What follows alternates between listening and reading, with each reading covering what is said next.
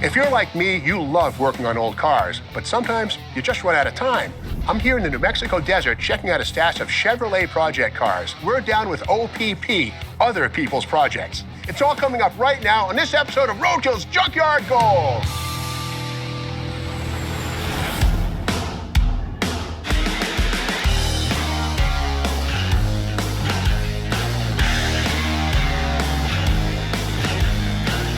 I'm Steve Mignonti, hot rod historian, author, and lover of all things cars. I travel all across the country to uncover the forgotten and hidden gems of the automotive world. This is Roadkill's Junkyard Gold.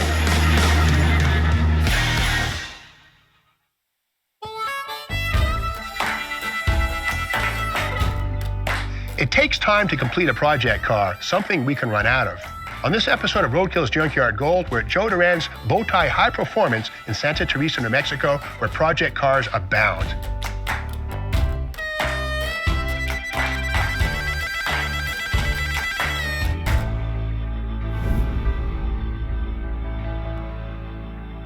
Bunch of mid-70s half-ton C and K10 pickup trucks here. This one here, I love that 454 big block, 1973. That's the pick of the litter, half-ton two-wheel driver. Speaking of big blocks, if this is what I think it is, it's an SS 396, a 67 Super Sport Street Racer Special. This is the way I remember these cars in the late 1970s as street racers. The rear wheel opening is a little bigger than stock. We can see it has been rolled. I can feel some plastic filler here. Big fat tires in the back of this thing. The centerline auto drags, these are probably 15x8s on the back, and skinnies up front. This is a classic mid-70s street racer. In the back, what do we have? 12-bolt rear axles there, and I see the sway bar. This is an F41 car with box lower control arms. So if this is a real SS 396, and these are easy to fake, this is a pretty special car. This is what we have inside. Oh yeah, awesome. A clutch pedal and a hole in the floor. And that's not some hacked hole, that's a factory 4-speed tunnel right there. Now these cars came standard with a 3-speed manual on the column. You paid an extra $184 for the M21 4-speed manual transmission, which this car was born with. And when it came to automatic transmissions, 1967 was a big year for the SS 396. While 1966, all you got was the Powerglide automatic, a lame 2-speed. For 1967, they finally added the Turbo 400, a modern 3-speed automatic, to the option list. That cost an extra $147.45. And believe it or not, the automatic was cheaper than the 4-speed by about 40 bucks. But if you ask me, the only way to equip an SS 396 is with a 4-speed transmission. Another thing I see in here is mounts in the floor for the optional A51 Strato bucket seats. Now, a lot of folks make the mistake of assuming if it's a Chevelle and it's a Super Sport, it came standard with buckets. Not true. Only in 1964 and 65 did you get bucket seats standard equipment in an SS Chevelle. In 1966 on up, you paid an extra $110 for the A51 Strato buckets.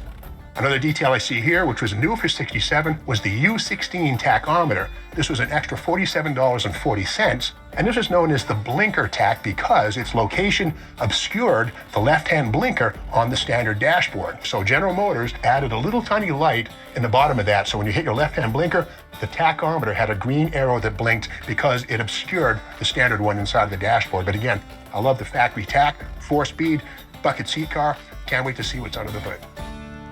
And speaking of the hood, this is the correct Super Sport only double bubble hood seen in 1966 and 1967. It's ornamental. These things don't do anything, but they set these cars apart from the regular flat hood used on Malibus. On the front fenders, we also see the 396 turbojet emblems correct and accounted for. Okay, let's lift the hood. What do we got? Drum roll, please. All right, very cool. A big block, chrome valve covers, headers, but what I first noticed on this car is the removal of the inner front fender liners. Now, unlike Mopar and Fords, where the inner fenders are integral to the car, Chevelles are body-on-frame construction, so you can actually unbolt the inner fenders for about a 10 to 15 pound weight savings, but that's not the reason you do it. Street racers used to take those out because, with the liners out, you could see behind the front tire the silhouette of the headers and the big block engine as you pulled through the drive-in on your way looking for street races. So that's why you did it on these cars. It wasn't to lose weight. It was to gain the image of a street racer. Now, one thing about the SS 396 is that we can tell it apart from the standard Chevelle by looking at the trim tag. Right there, I see 138. This is a real SS 396. If we saw 136, it would be a small block Malibu, but this is the real deal. Now, back in 1967, there were three possible 396s. The L35, which was the base engine with 325 horsepower, the optional $105 extra L34, which was basically the same engine with a slightly hotter hydraulic cam and a Holley 4-barrel, or the top dog, the L78, which basically was the most fierce big block 396 of them all. Had a solid cam, aluminum intake manifold, Holley 780 4-barrel carburetor, big port, big valve heads, and a whole different engine than the lesser 396s that were standard on these cars. Now, one thing I noticed on this one is the alternator is on the passenger side, which tells us it's a 1969 or newer engine. In 1966 or 7, the alternator would be over here. So this is probably not the original engine. That doesn't matter. This is a street racer, it's a 4-speed car, and it's cool.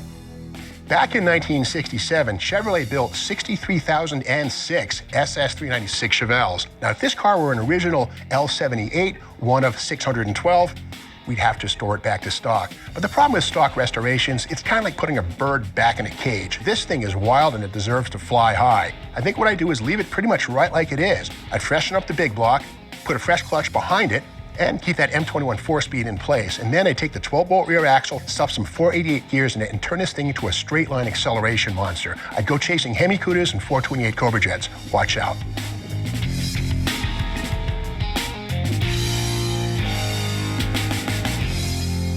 Tri-5 Chevy trunk floor, spare tire well sliced out. 61 to C10 pickup truck hood with the brows. These would go away in 64. Wow, and a thoroughly dolled up 66 C10. And when I say dolled up, we're talking chrome grille, bumper guards, spotlights, roof lights, and this is a 66 C10 custom cab. So this is well loaded, and inside a factory tachometer. You know, the tachometer was available as RPO U19 in 1966, and for all of $62, you could monitor the RPMs of your engine under the hood. Now, the thing is, why would you need a tachometer in a pickup truck, right? I mean, you could get the 6-cylinder, the 283, or the 327 in one of these things, but you couldn't get the Corvette solid lifter 327, a high-winding motor. But again, the tachometer became available because Chevrolet, like Ford and Dodge, started to market their pickup trucks as daily drivers rather than weekend workhorses. So the spirit of fun and performance, well, nothing says that more than a tachometer. This also is factory air conditioning, Power Glide automatic transmission. This is a dolled up cowboy Cadillac. Very cool. Factory tack and a pickup truck. Cool.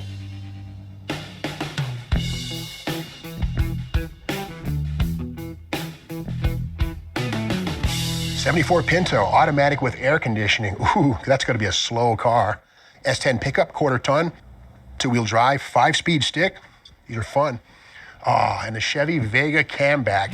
The Chevy Vega was built between 1971 and 77, and these were a 97-inch wheelbase microcar built to compete with the Volkswagen Beetle and Ford's Pinto.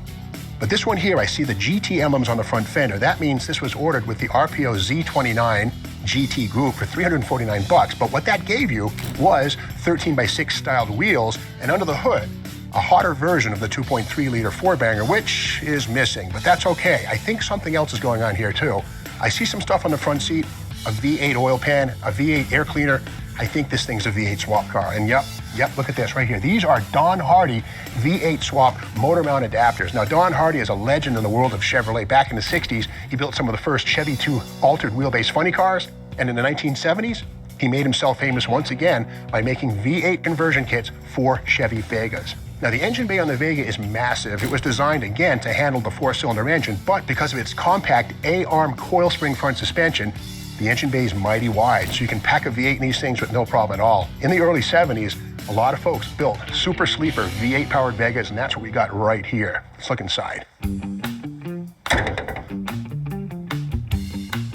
Yeah, right on. This is the rest of the kit. There was a lot more to the Don Hardy V8 Vega conversion kit than the mounts. You also got these things here. Most important is this custom oil pan. We can see right here that it's been notched and flattened right here to work with the existing Vega crossmember. You don't want to re-engineer the car, so you adapt the oil pan to fit. So this is part of that Don Hardy kit. It's a little deeper right here. We also see here a Flexolite plastic fan. Very shallow, very narrow, so that it lives behind the radiator without having to re-engineer the radiator mount. See here, Moroso aluminum water pump, probably included for lighter weight, and also because its outlet is more favorable to the Vega's radiator situation. And most importantly here is a pancake-style air cleaner, which would fit below the low hood line of the Vega. Now this one, being a GT, does have the full factory instrumentation, no idiot lights here, and 130 mile an hour speedometer. In a Vega with the V8, you probably could come close to that. And the GT also came with a passenger grab bar right out of the 1964 Pontiac GTO. Bucket seats were standard in all Vegas, and this one here has the optional 4-speed transmission. And in 1973, something good happened to that transmission. Chevrolet went from an Opel-sourced fragile transmission to a much better American-made Saginaw 4-speed, which can handle a mild V8. So it's good to see that in place here. And the steering wheel on this car has a story. That's kind of a stylized steering wheel. That's standard on the V8 Vega. But in 1976, Chevrolet made this steering wheel standard in Corvettes. In fact, that steering wheel was also used in 77 and 78 Corvettes with non-tilt steering columns. Okay, let's see how they handled the rear suspension. That's a critical part on Vegas. Okay, we have a good news, bad news situation here. The good news is the GT-specific rear anti-roll bar is in place, which will help this car handle a lot better. That's going to be important with the V8 under the hood. The bad news is whoever built this car with its V8 and 4-speed kept the original Vega rear axle in place. Inside that cover is a 6.5-inch ring gear, which is not strong at all, and I'm surprised it's still there. Any kind of clutch dumping with a V8 is going to shatter that thing. But what we can do is pull that axle out, gently slice off the brackets for the 4 links that secure it to the car, and then build ourselves a Ford 9-inch of the right width, and then weld those brackets back on, and voila, we'll have ourselves a bulletproof rear axle that'll hang in there. Now, the gas tank is special in 1973. That's the year that Chevrolet increased it from 11 to 16 gallons, which will come in handy if we have a fuel-thirsty V8 up front. We can cruise a lot longer with the 16-gallon tank. And Vega is America's first car with an in-tank electric fuel pump. That's right, even though these were carbureted in 71 through 77, they used an electric pump in here to, again, simplify the engine bay and reduce parasitic loss from the 4-cylinder up front under the hood. Being in 1973, this Vega is the last of its kind with the small bumpers and the mini CAMARO grille. In 74, they got a lot uglier, so this is the last of the breed. Now, in 1971, MotorTrend rated the Vega the car of the year, and in 1972, Hot Rod magazine featured a V8 Vega built by General Motors. It had an iron LT1 under the hood. I say let's go one better. Let's build up an all-aluminum 400 cubic inch small block with a Donovan block, AFR heads, a tune port injection setup off an 88 Corvette, keep the 4-speed transmission, and then build ourselves a 2,300-pound Vega that's the ultimate light car, big engine combination, and go zonk some Z28s and Mustangs. It'd be a blast.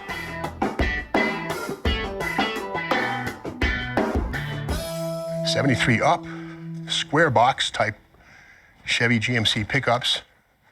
This one here's a long bed. Fleet side, that's a good thing. The step sides aren't quite as desirable. Oh, very, very cool.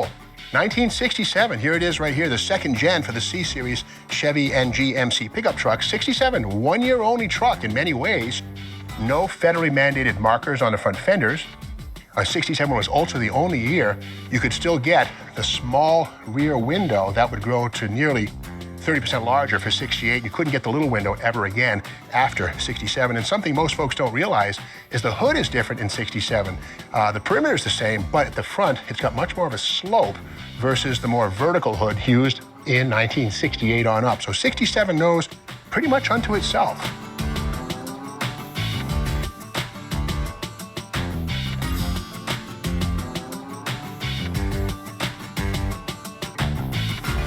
Whole string of Tri-5 Chevys, a 56 4-door pillar coupe, 56 2-door gas tank behind the tail lamp, 55 gas tank in the quarter panel on these things, a little different, 55 4-door post, another 55 4-door post, 55 2-door post. Now we're talking, the 2-doors are the coolest ones by far.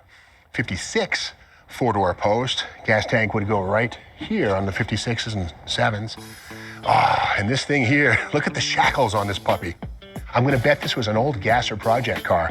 These are about 11 inches long, and you never want to run shackles this long, because what they do is they make the leaf springs really sloppy and not so good for riding and handling characteristics, but they do increase ride height on a car. Now this is a 1955 two-door, great example of what made the 55 Chevy so great. And it wasn't just under the hood, the V8. This is the first Chevy with an open drive shaft. This is the Hotchkiss style rear axle, and you can swap axles and differentials on these things in a matter of hours, whereas the 54 back torque tube cars really limited hot rodding aspirations. So this was probably somebody's old gas or drag car. And I think I see a clutch pedal. I do, a clutch. This was a stick car. This was definitely a manual transmission car. In 1955, that means only one thing: a 3-speed manual with the shifter on the column. 4 on the floor full-size Chevys didn't arrive until 1959, unless you count the 1957 Corvette, which did finally get a 4 on the floor. But that didn't stop whoever built this Gasser project car from slicing a hole in the floor, where they probably had maybe a Muncie or a T10 4-speed. Wow, look at this, a straight axle. Looks like what they've done is taken the stock front suspension, which was all new in 1955, ball joints, and as good as it was, it's not so good for drag racing. The thing is, in a Gasser application, you want ride height increase so that you have more weight transfer onto the rear tires when you hit the gas off the line. And if you use ball joint spacers on the stock front suspension, you might pick up an inch or two. But if you did what this guy did and go for like a straight axle with leaf springs, probably out of a Chevy pickup truck, you can pick up as much as about 8 to 9 inches of ride height, which then transfers like mad and gets the car off the line much quicker to win races. It looks like this here has kind of been booger welded. The right front shackle, the bracket is broken away from the frame. So old school stick welding going on here. I love this, a fender wall header. There's definitely been a small block in here. We see here the Siamese exhaust ports of the small block. Big blocks would have evenly spaced exhaust ports. Very, very cool. Front bumper been deleted. In its place, a piece of steel tubing. And what a lot of guys would do with that is fill it with lead shot to tame wheelies. If you had too much traction, you could put lead shot in that, dampen the car down, put some ballast in there and tame it. And the firewall, we see here some ball peen hammer action. This car was almost definitely built before 1975 when the Chevy HEI distributor came along, which was a big distributor cap, which also led to hammering on the firewall. I'm gonna say this car was probably built in the 60s, early 60s, so probably this thing had a magneto that was then in place here. They had to hammer the firewall so the magneto would fit on the back of that small block Chevy. I love what this 55 Chevy represents. It was somebody's old school poor boy Gasser, and it deserves to live on. Now, I wouldn't try and restore the body, it's just too far gone. I'd get a reproduction body from Real Deal Steel, but I'd keep the poor boy stick welded frame. Yes, I'd fix the right front corner. I think what I'd do is do a replica of the monogram Badman plastic model kit. I built those things when I was a kid. Bright yellow car, 396, red plastic windows. I do the same thing to this car. Big old rat motor, supercharger, 4-speed manual transmission, radius to rear wheel openings, stick it full of magnesium torque thrust front and rear, big old pie crust slicks in the back, and I'd bang gears. Now, I wouldn't try and go after Finnegan's Blasphemy. He's running 852s at 162 miles per hour with a stick shift. Finnegan, you're my hero. This car, if it ran 9s or 10s, I'd be happy.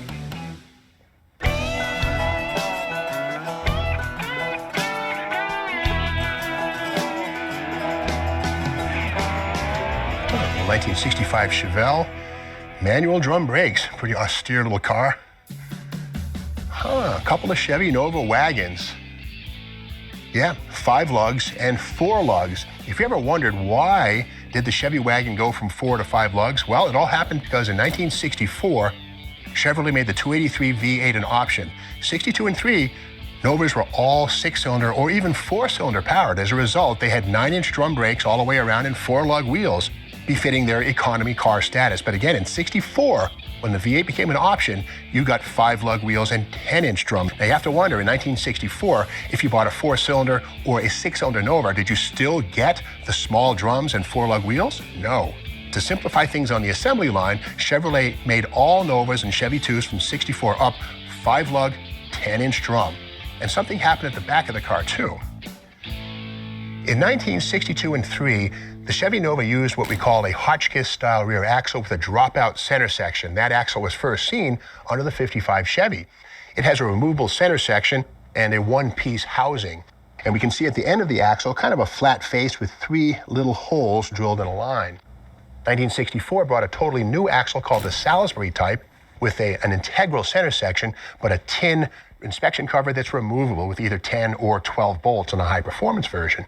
The end of the axles are also different with, instead of the flat face with 3 holes, there's a cup type of a deal with 2 little nubs. So again, we can spot these axles, Hotchkiss or Salisbury, by counting 4 lugs or 5, and also by looking for either the flat face on the Hotchkiss or the cup on the Salisbury. Now we know.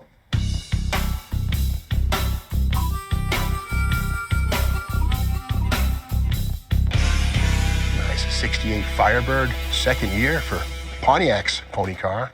1964 Impala, 6 taillights, probably an SS, another one. Oh, awesome. 1967 Camaro. We know it's a 67, first year because of the vent windows. These would go away in 68 when Chevrolet introduced Astro ventilation. Now, 1967 again was the first year for Camaro. Chevy fights back against the Mustang pony car revolution, and they really got it right.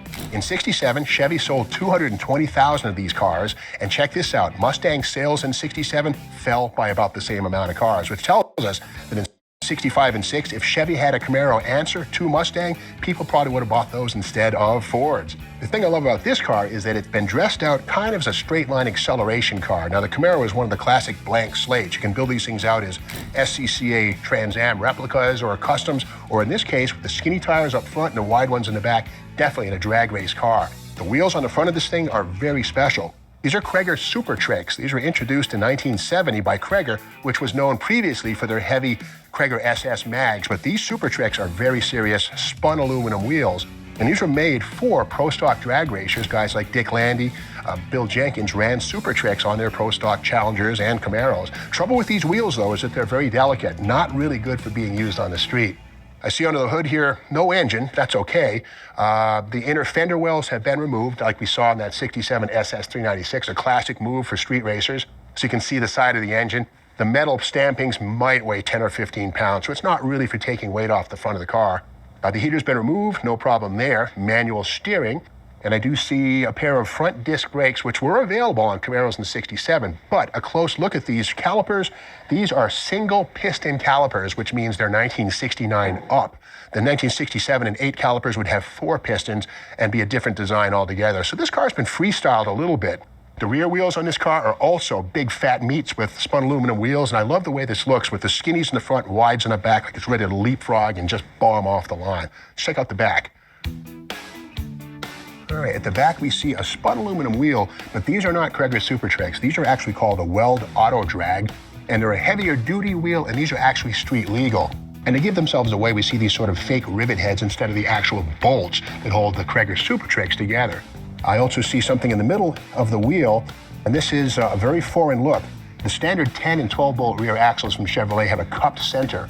This is actually flat with 2 holes, which tells us it's probably, yes, a Ford 9-inch axle has been added to this car. Now, the beauty of the Ford 9-inch is that it's rugged, almost bulletproof, and you can change gear ratios in about an hour by dropping the center section out. So if you want to go from a 325 to a 456 for a late night encounter, you can do that in about an hour. Whereas the 12 bolt and the 10 bolt that came in these cars from the factory was a Salisbury type axle, a lot harder to change gears in, and also not quite as strong as the Ford 9-inch. I also see here long wheel studs, which are mandated by the NHRA. This car is undoubtedly been to the drag strip. I also see here on the back, the leaf springs have multi-leafs. Looks like 5 leafs on this one. The standard leaf on all 67 Camaros was something called the monoplate. It was a carryover from the Chevy Nova of 1962, and it was a single leaf. Trouble was, they were flexible, not that good on the drag strip at all, so somebody has upgraded this Camaro with 5 leaf springs in the back. Also see bright yellow traction action slapper bars. In fact, they used to advertise these things in the back of Hot Rod magazine. They were a thing in the 70s and the 80s. And what they do is they stiffen the front half of the spring to help control spring windup and axle hop. So this Camaro has been optimized for straight line acceleration, drag racing. Let's go inside. Okay, this one's been gutted. Not much left inside, but we can still add up some clues. The dashboard does not have the circular holes here for the optional factory air conditioning, so it's a non-AC car. And the transmission tunnel I see here, that hole is not a factory hole for a 4-speed or a console shifted automatic. It's much too raw and rough and too small. So this car was once a column shifted, either 3-speed manual or power glide. Now, anytime I find a 67 Camaro in the junkyard, I have to ask myself, could it be one of the 5,141 SS396 big block cars built in 67, or even better, one of the 602 Z28s? After all, it is until I prove it's not. So to know, we go to the VIN right here on the door. On this one, we see, look at that, 123. The 3 in the third spot tells us this car was born with a 6-cylinder engine. So this was born a 230 or a 250 six-banger, inline six. If we saw a 124, that would mean it's a V8 car, which opens the door to the possibility of SS396 or Z28 status. So this car was originally built with a 230 or a 250 cubic inch inline six, and then turned into this street race project car. Pretty cool car. But I see something else that's really, really important right here, is the sequence number, 100125. Now we go back to 2016, and remember that GM made a big deal of finding Camaro number 100001. Well, that was a hand-built car that was built at Norwood, one of 52 pre-production pilot cars. This one here with number 125 isn't quite as special. And also this one shows the letter L in the 7th spot, telling us it was born at the Los Angeles plant, which was actually in Southgate, California. So this is not an N Norwood car. Now, we have to remember, too, that the Los Angeles plant in 1967 made many cars, not just Camaros. On any given day, you'd see full-size Chevys and Camaros rolling down the line at the same time. So the 125 number there makes this one of the 125th first Chevrolets coming off the line. Could have been some Impalas and Biscaynes and other Camaros before this one. But again, it's an early car, 125, and it's very cool. As an early production car, this Camaro presents a dilemma. On the one hand, I'm tempted to restore it. I mean, it's number 125, but with a 6-cylinder engine and probably a Power Glide transmission, what a boring car it would be. And what a shame it would be to undo the Ford 9-inch, the Cragar Super Tricks, all the modifications that made this such a cool project car in the beginning. So I think I'd bite the bullet and maybe anger the restoration crowd, but I'd continue with the drag strip theme. I'd build an 8,000 RPM 301 small block, topped off with a tunnel ram with a pair of 660 center squirted Hollies, grab a 4-speed Muncie M22 transmission, and then I'd bang gears at 7,000 RPM. Even better, I think I'd challenge Freiberger to a drag race in the Crusher Camaro.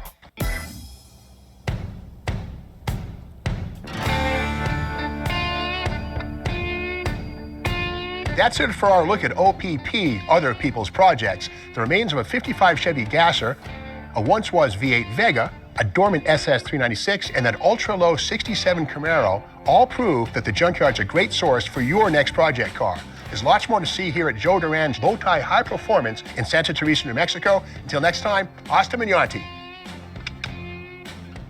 S10 pickup truck, nice camper. That's cool. We can hang out in there, right? I can put you in the back, I'll stay in the front. We can live together and have a long, happy life. Isn't that right, Mustang? Isn't that right?